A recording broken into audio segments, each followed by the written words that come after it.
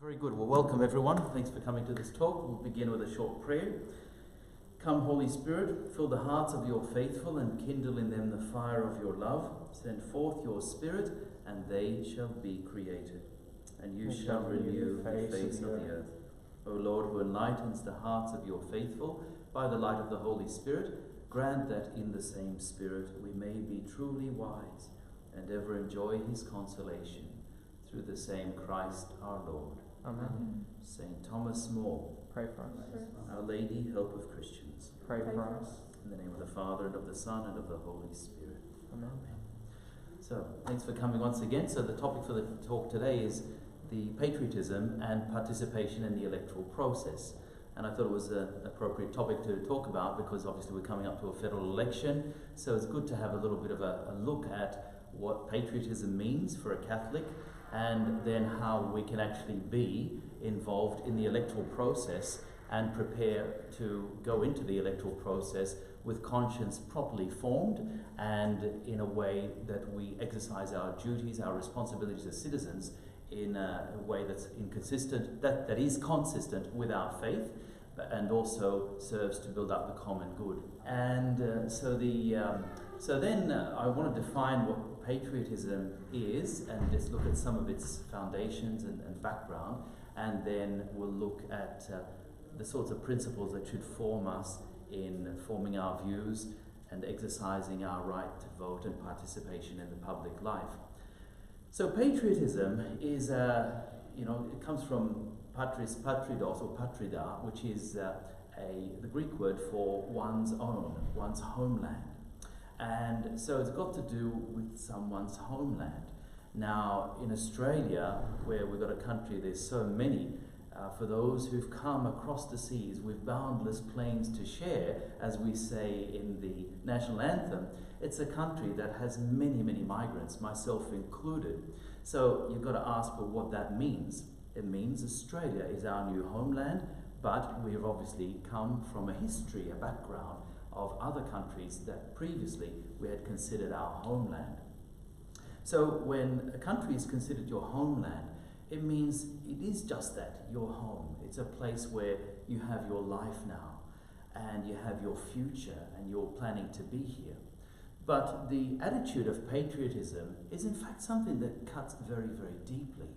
Because you can have people who have been migrants in a country for 30, 40, 50 years, and they'll still talk about their country of origin is back home. Back home, we used to do this, we used to do that. And I understand exactly what they mean, but you've got to ask the question, what do they really consider to be their home?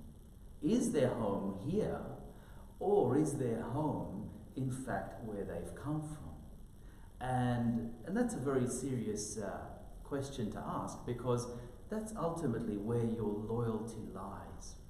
Patriotism is about a loyalty to one's own country. It's about a love for one's own country, which comes very naturally. But at the same time, it is also a moral obligation. And a lot of the principles I'm going to be drawing from are not only principles of natural justice, but also enlightened by the Catholic faith, since this is a Catholic group. So the patriotism is not only a natural understanding, has a natural duty or natural attachment, but also a moral duty. And it's patriotism, or when we look at it, we are all formed or form parts of various communities, multiple communities. The first community, you might say, the smallest community is the community of our families. What other communities, though, do we belong to? Feel free to participate here. You go a bit wider. The work community, so the workplace community. Here at the university, we've got the university community with all its intricacies there. It's like a microcosm of society. You've got various shops here, you've got a theatre, you've got an entertainment centre, you've got classrooms, you've got accommodation buildings. It all forms part of the microcosm of our own larger culture. There's the community of, you might say, the greater city of Wollongong or the Illawarra region. There's the community of our parishes. where we worship and practice our faith, the people by whom we are supported and whom we support during our worship time, and then extra friendships that form part of that, the communities of our various social groups, sporting clubs, whatever we are attached to. So they are all form part of it. And ultimately, patriotism is somehow connected with all of that. Plus then we go bigger, we've got the community of the state, we've got the community of our nation. What is a practical way just to highlight how patriotic we are? Well, when I was working in the United States, I got the feeling there that people were very patriotic. You know, they fly the flag a lot and they talk about, you know, their country and God bless America and so forth. And I was just thinking, in Australia, do we have that same patriotism? And then a dear friend of mine said, I think we are patriotic, but we just don't show it in that same way. And granted that in both countries, or in all countries, you're going to have people who will criticize their homeland and say what's bad about it and saying at the same time what is also really good about it. But one of the ways in which you recognize your patriotic feeling is that when you are overseas, for example, and you meet a fellow Australian, you know, and you're in a country where you don't understand the language, and then you hear somebody talking in English, and you think, I know that English, and it's an Australian accent, you almost feel like going up to them and saying hello. At least I've had that feeling myself quite a few times. I don't necessarily do so, sometimes I do, and find out where they're from. But it's a sense of bonding. I have something with that person. They may be from the other side of the country, but wherever they're from, patriotism is real and it is deep-seated and deeply rooted. Well, the whole role of shaping our government and choosing who, in fact, guides our country is actually very deeply connected with patriotism, and with this sense of the well-being of our country. But I still haven't defined yet what exactly is at the heart of patriotism. And the well-being of our country is measured in a manifold ways. But ultimately, it has something to do with the broad notion known as the common good. The common good is a very old understanding in Catholic social teaching, and the common good means just what it says, the good that is commonly shared. So the good of having order in our societies, the good of having sufficient funding to do all the public works that are necessary, the good of having safety for citizens to walk the streets day and night and not feel threatened to have their physical person violated in some way, people to be safe on the internet and social media. Now that's a kind of a real sign of our times, and those who are interested in public welfare and the common good actually need to look at those sorts of issues. There are many things. Having suitable employment for people, that is an issue forming the common good or influencing on the common good. So that's patriotism. And patriotism always seeks to build up the common good in the many different ways. And we need to look into that, and we will look into that as far as time will allow us today. But one more thing I want to distinguish, this feeling of loyalty, of love for our country, seeing its common good, and something that is actually a false notion of patriotism, but sometimes actually masquerades as patriotism. Some years back, when I was still doing my studies, I was in Germany doing German, and I wasn't far from Dachau, which was the site of the first concentration camp under the Nazis. So I happened to be introduced to somebody who knew the camp and frequently took tours there. So anyway, he took me and a few other friends on a tour. And after I saw this, and of course Dachau now is much cleaner and all that than what it was in the horrific days of World War II. But that's where the experimentation was originally done, and the whole concept of doing a concentration camp was first conceived. And then I asked him, after we'd seen the horror and what they used to do, which I won't go into, and I said to him, what leads a country to go to this extreme and not see that it's actually evil. Because Germany, pre-World War II, had many good and noble Christians in it. Not just talented people like so many other countries do, and gifted in so many ways. But I said, what actually leads a people? And he thought that nationalism. When people become nationalistic, then they start going along the road in various mechanisms, political choices, governments that are elected, that lead a country to think that somehow its people are better than certain other categories of people or countries around the world. So nationalism, or sometimes people call it, maybe unbridled nationalism, or insufficiently controlled nationalism. But a nationalism has a great focus on our country, and our country as somehow being superior to another country or people. And if that's the case, then that's actually not true patriotism. It's not true love for one's country.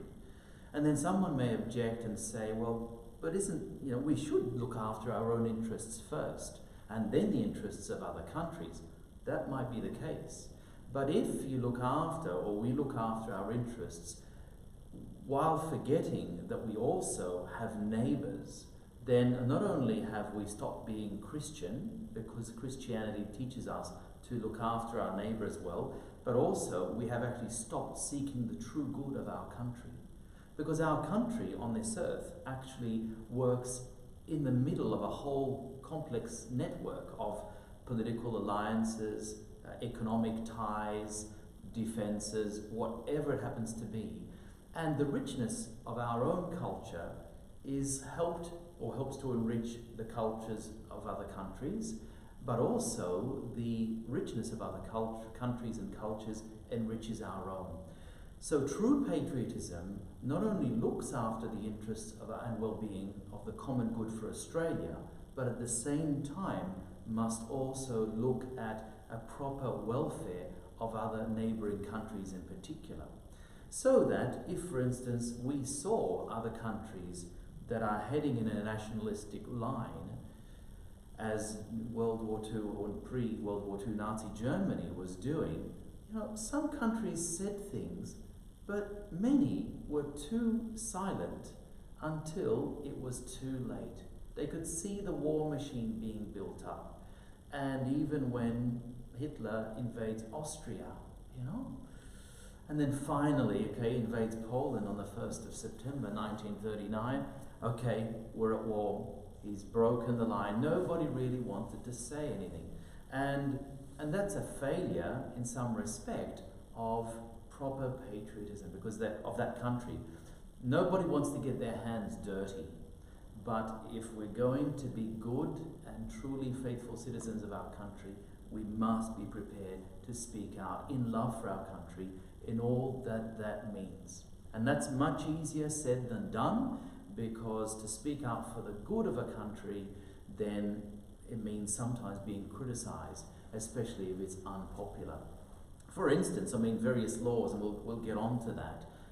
Certain laws in our country are unjust laws.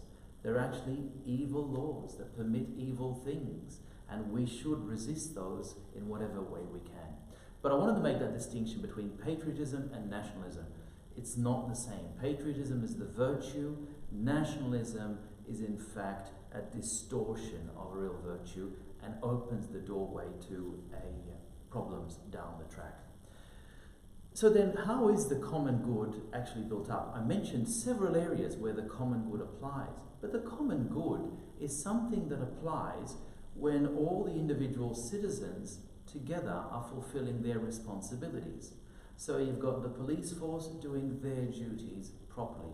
You've got the teachers and the professors of the university doing their duties properly. You've got those running businesses, great or small, doing their duty. Those who are working, to work honestly, to work according to what is virtuous.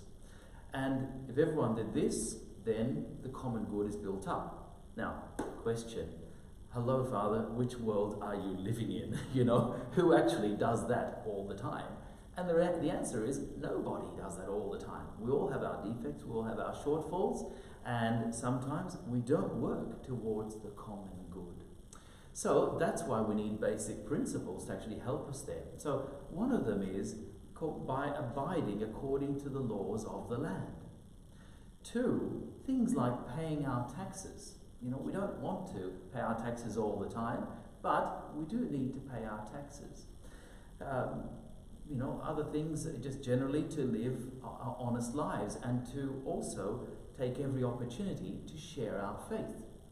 This may not actually seem like something that's patriotic, but sharing our Catholic faith is in fact a necessary part for Christians and for Catholics especially to do in order to help the true good of their country, which is the common good. Why? Because our religious faith is in fact something that helps us to not only deeply live out our own lives, but also something that we subscribe to because we actually think it is good. If we didn't believe that faith brings about a good, and living a life of faith brings about a good in my own life and in the lives of those who share in it and practice it, then why do it? If we didn't think religion did any good, contribution for the common good, then why safeguard it? And our culture, at least for the time being, still safeguards the value of religion, even though we live in a culture and a society that is increasingly more hostile to religious speech, to various religious freedoms, particularly freedoms that go along the traditional line of the Judeo-Christian tradition, and there's a real rebellion against that kind of faith. But there are still certain things in, for instance, tax laws that give concessions to various church groups.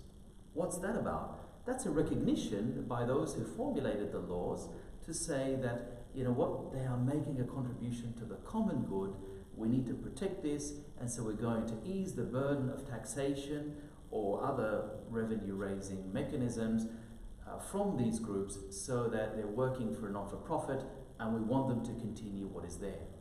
In a government where the value of religion isn't appreciated, then those sorts of concessions wouldn't be found. The government in the USSR, before the breakup in 1989 under communism, whether in the Ukraine, Poland, or wherever, did not exactly give money and funding to the church groups, but allowed them to operate for purely political gain for the government, to appease the people in some way. But there was a lot of falsehood there. But at least in our own culture, there's still an appreciation of the role of religion as a contribution to the common good. When we look at the Australia Day honours, typically there's always a list of various church leaders, Catholic, Christian, non-Christian, who are received Australia Day honours for the contribution to religion. There are various categories that all build up to the common good, and these secular ways are titles, honours, that we use to acknowledge what people have done. Maintaining or upholding laws. Now, this is not an easy thing to do. It's simple to say, but difficult to do, because sometimes the law is inconvenient. Sometimes we just simply want to give in to our own selfishness, and we don't want to uphold the law. Sometimes, though, a law may be unjust. For instance, there are certain laws that, a law favouring abortion, or that allows a woman to have an abortion. And then, or should we support that? Absolutely not. Should a Catholic politician support that? Absolutely not. And if they were to support that, it would show a hypocrisy in their life. And not once or twice, but many a time, a Catholic politician here in our own country and overseas will say, you know what, I disagree with something, one course of action personally, but publicly I wouldn't impose that upon another. And I feel like saying, do you not see the internal hypocrisy? Do you not see the internal inconsistency between what you uphold as a matter of integrity to be truly right and right enough to shape your life on and to allow it to shape your conscience, and then on the other hand to say, I will not bring about what I believe deeply to be truly good, and I will not share that with my country for its genuine upbuilding and patriotism. Can you see the hypocrisy there, the inconsistency? And yet, many have done that, and others will do it in a more private manner. If that's the case, then that person is in fact, compromising the integrity of their faith and also their own. They've got a misguided sense of their own loyalty to their country. What do they really think is helping their country? On the other hand, you can have a law that is actually wrong and is forcing a person to act against his or her own conscience. And so, for instance, you might have a doctor in some country or a nurse who is enforced or obliged to participate in a procedure of euthanasia or of abortion, for instance. Should that person be forced? Obviously not. And they have a duty not only to verbally oppose that particular law, but to resist. And to resist even at the cost of whatever the consequences come about from breaking that law. And we don't have time to go through all the particular ins and outs of different cases when we can or can't obey a law, a particular law. But generally, the assumption is in favor of a law. If it's a legitimate law made by a legitimate government, then we should uphold it as Catholics, and unless otherwise proven so. So that it means, unless the law itself is what we call intrinsically evil. It's telling us, like the example I just gave with the nurse being involved or obliged to take part in a process of abortion or euthanasia or something. Someone needed to administer a needle to a person to euthanize them in some way, or not in some way, to euthanize them. So unless there's a specifically evil action, then we should generally give in favor of the law, go ahead with it. Sometimes, though, we will feel that we don't want to uphold the law because we think a law is unjust. Maybe a law of unjust against taxes, or unjust in terms of, traffic rule or something like that, or employment opportunity. But frequently, unless we've really gone into the case of the particular laws, frequently our perspective is not privy to all the debate that has gone on. And what it does is, if we use that kind of mentality to decide what is right and what's wrong, what laws we will uphold and what laws won't be upheld, then what it does at the base is it makes us the judge of our country and the decider of laws. It makes us the government that has actually upheld that law or put that law into that discipline into law. So it makes us really dismiss the whole democratic process, and we will be the one who decides. Now, you might say, well, there's a heck of a lot of people who live like that. I realize, and it's true. There are many people who live by the principle, I'll break the law as long as I don't get caught. And someone said to me, a young person I know, and we're talking about drink driving, and he says drink driving is only a crime if you get caught. I thought, okay, well, he'll only get caught once and get stung very badly, as another person I know recently has done, and had to, go through a fine as well as a 3-month suspension. Why should we avoid that kind of mentality? Not only because of the immediate penalty of law and of going against a particular law, on a personal level, the shame and all that side of things, but there's also another reason. That imagine if everybody, just as a general rule, upheld the laws of our land, assuming that most of them are just or fair most of the time, knowing that no law is perfect, only God's law is perfect, so all other laws are man-made laws. What does it also do? There are other consequences that actually harm the common good. So, and one of the obvious ones is the amount of tax dollars that have to go into, for instance, police law enforcement. Can you imagine if most people, most of the time, actually, drove within the speed limit? So, a few Ks over, that sort of thing. But mostly stayed there. But didn't drive 30 Ks over the limit or 40 Ks over. Can you imagine if most people did that? What would happen? It would mean that highway patrol officers are out of a job. Okay, well, shouldn't we create jobs for the economy and all that sort of thing? Well, actually, we could put those resources into other areas. Can you imagine if, I don't know, I'm just thinking off the cuff here, but other areas of crime that need to be policed a heck of a lot? Well, your police force would be out of a lot of work.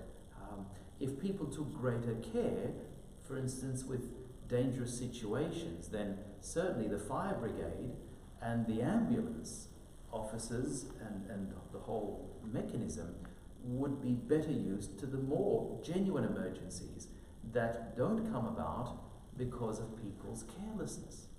But because there's a lot of carelessness, then a lot of resources are actually put to use in order to enforce that those people uphold the law. So law enforcement is in fact a significant drain on the common good. So you can see that at the end of the day, the common good is something that every one of us must help to contribute and to uphold and to defend. The common good of simply keeping Australia tidy and clean. You go to some countries and the rubbish that's just dropped everywhere. Well, that can only happen, keeping Australia clean, if everyone in the country, or most people in the country, most of the time, actually put their rubbish in the bin, did not litter the ground.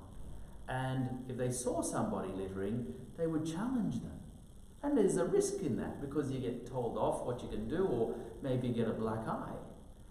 But some friends of mine recently went to Japan, and there was, in fact, a Westerner there, and had dropped something, a piece of rubbish, or I think maybe even a cigarette butt. And as a Japanese person, went and tapped him on the shoulder and said, we don't do that. And I thought, wow.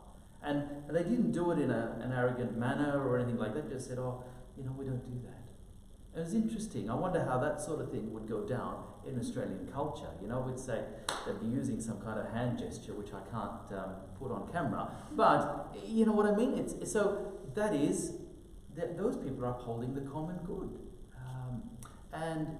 But there's many, many different ways. I mean, I thank God that in Australia, most of the time, people do uphold the thing about keeping clean and tidy, but it's just another way of doing it. So if we actually upheld the laws, most of the time, by most people, then a whole lot of consequences of law enforcement and resources, rather, not consequences, resources for law enforcement could actually be better implemented in other areas of our society to further advance the common good. So that notion has to break against or cut against the selfish, individualistic mentality that so many unfortunately have. So coming up then to the whole participation in the electoral process, how do we actually do that? Participation in the electoral process, well, first of all, we've got to be enrolled to vote, and if we haven't already done so, then it's too late, I'm afraid. But the reality is that we acknowledge that we actually have a say in who the future of our country is, which government basically will decide the future of our direction of our country over the next 3 years. In Australia, we're blessed to live in a democracy, and democracy is a very good system of government, but it's a system of government that comes with its own philosophy. And it's a system of government that is not perfect, and it's probably the best system that there's various forms of democracy where the most people possible actually get a say in who governs them by the electoral process. But one of the things that our Catholic faith teaches us is that our ability to have a country that makes good government is actually virtuous people. Because virtuous people make virtuous decisions that are genuinely for the good of themselves as well as for others. Individualistic people, selfish people, with all the talents in the world, will still be interested in many other competing things and selfish interests. Those people will make less well decisions. So ultimately, we need to be as virtuous as we could possibly be. But to be involved in the electoral process, we obviously need to take that seriously. Now, the other thing too, when it comes to voting, and I'm not going to say how or which way to vote in terms of policies, but the Church's social teachings are drawn from the gospel of Jesus Christ. And the Church's role is always to outline the various principles that will defend, protect, and promote the common good. So, for instance, the right to employment, the right to life, the right to housing, the issue of treating people humanely. So, we've got the issue of immigration and refugees. So these things all needed to be done properly. The right to education, the right to adequate health care, the right to have safety in our country. So military defense, all these things are actually genuine principles. And the Church's role is to articulate these principles as clearly as possible.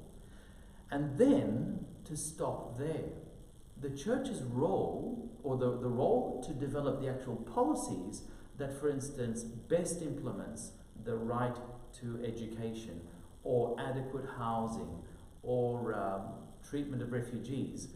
The role for these things is actually the role best served by the laity in the Church, and those men and women of goodwill who are open to being influenced by the Christian message. Because there is usually more than one way, that we can put a particular principle into concrete action. So, for instance, the principle about having adequate education for everybody. I mean, there are many different systems of education. And so we've got our public system, we've got our Catholic school system, we've got our other private school systems, we've got those who opt for homeschooling, and there's checks and balances in place. But the end is always the same, to uphold education and to make education available for everyone, and to help parents carry out their role as the educators, or the first educators of their children. But can you see how the principle of the Church is to have education available for all? Then implementing that policy is actually the role of individual participants, whether active Catholics in the politicians or other politicians, people of goodwill who want to put that into practice. And this is where then you get the different parties involved. The different parties all have their own basic constituency, they have their own basic philosophy, but ultimately they will place accents on different parts of that policy. The policy of taking care of our environment is another important issue of our culture. Preserving those areas of our country that are pristine, free from pollution or contamination. Okay, so for some, that's a big section of their whole outlook and the way they would like to see government. Others will say, businesses, protecting businesses, this is actually what's really important.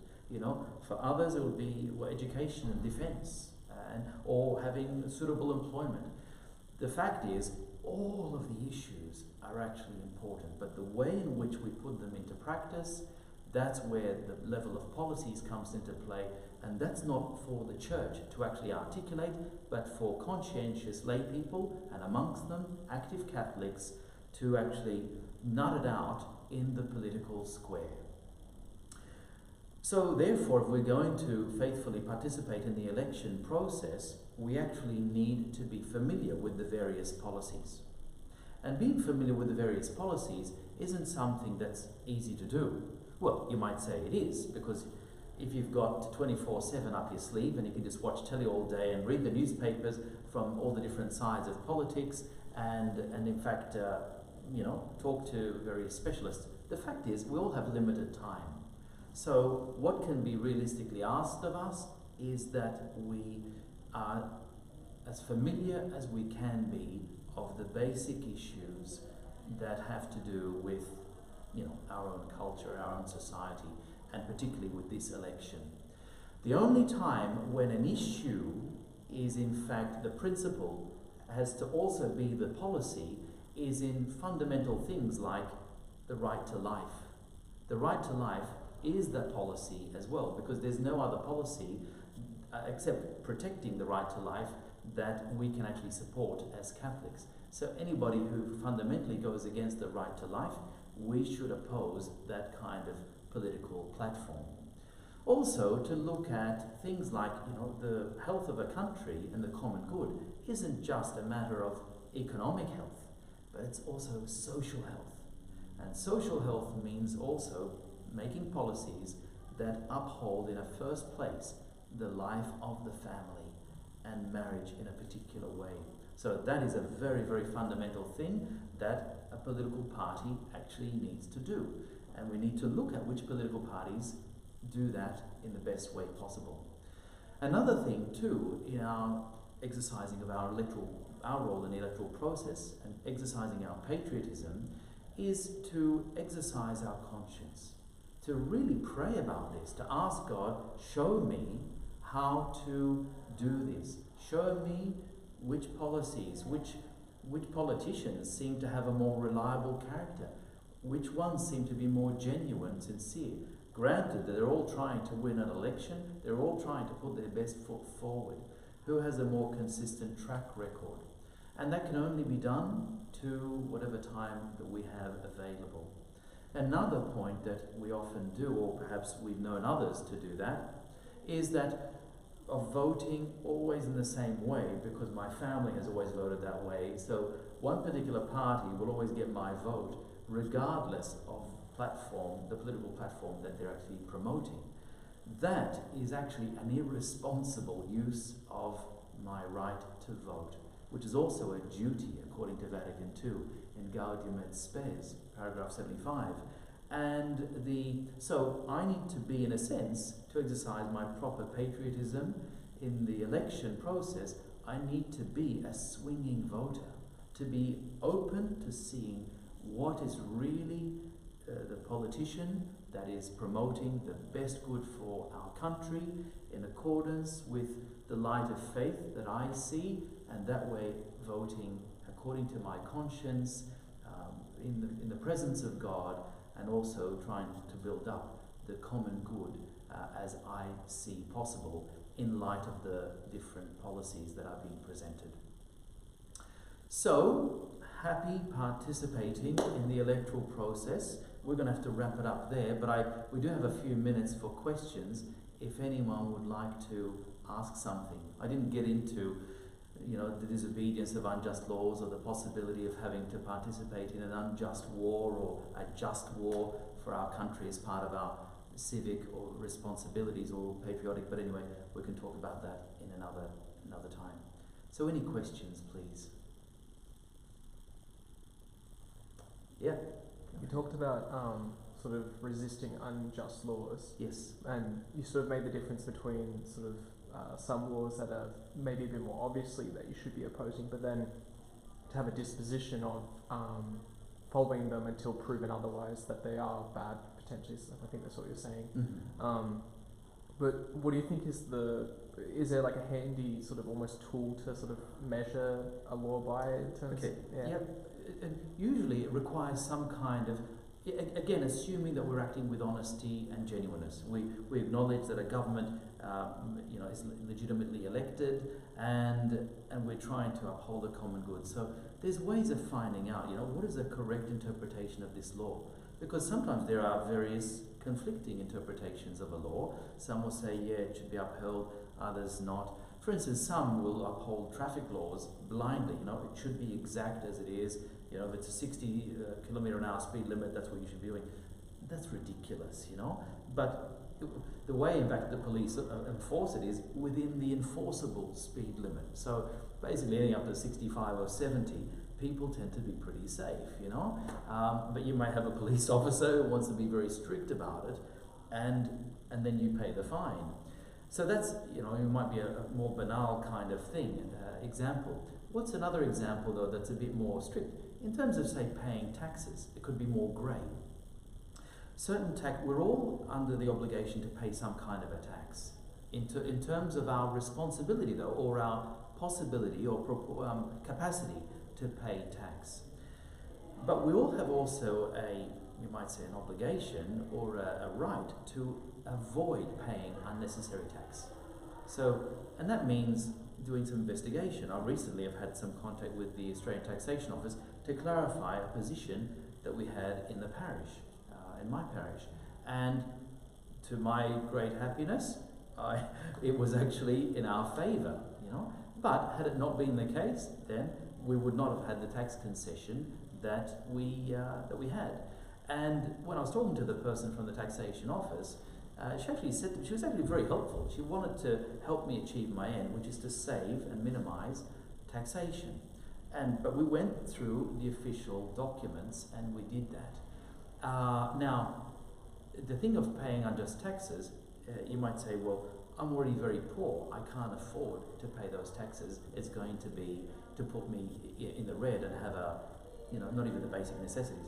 Then I think that would be a fair ground to say, you know what, I want to avoid paying as much tax as possible, and I want to, but it's got to be a genuine case that I am on the poverty line, and people on the poverty line, truly with the means test and all that, are not usually taxed, except when they buy something and there's GST involved, at least in Australia. And the danger of just simply taking the law into your own hand is that we become the judge and the jury. And if you take that to the nth degree, it becomes a recipe for lawlessness in a country. Granted that it's never going to work perfectly. I think we're definitely on time, so we're going to have to end there. But yeah, thanks does that make sense here? Thank you.